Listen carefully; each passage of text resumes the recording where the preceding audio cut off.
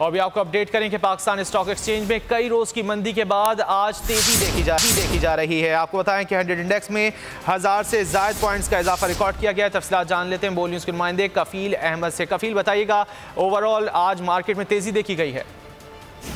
Stock market में गुज़िश्ता 5-6 रोज की मंदी के बाद आज इंडेक्स में जो है वो तेजी देखी जा रही है और इस वक्त मैं आपको बताऊं कि तकरीबन 3 माह बाद मार्केट में जो 1000 से ज़ायद पॉइंट का इजाफा रिकॉर्ड किया गया है और जो 100 इंडेक्स है वो इस वक्त 1034 पॉइंट इजाफे के बाद 44,000 जो है वो के लेवल पर ट्रेड कर रहा है। तो जो 34,444 के जो लेवल है उस पर ट्रेड कर रहा है। जो मार्केट माहिरीन है उनका कह रही है कि जो IMF से बातचीत का जो अमल था उसमें जो काफ़ी जो है वो चीज़ें सामने आने के बाद जो सरमायाकार है उनके एतमाद बहाल हुआ है और यही वजूहत हैं कि मार्केट के अंदर आज ट्रेडिंग के दौरान जो है वो 1000 से ज़ायद पॉइंट का इजाफा सरमायाकारों का एतमाद बहाल हुआ है और पाकिस्तान स्टॉक एक्सचेंज में आज तेज़ी देखी जा रही है। बहुत शुक्रिया कफील अहमद, आपने इस हवाले से अपडेट किया, आपका शुक्रिया।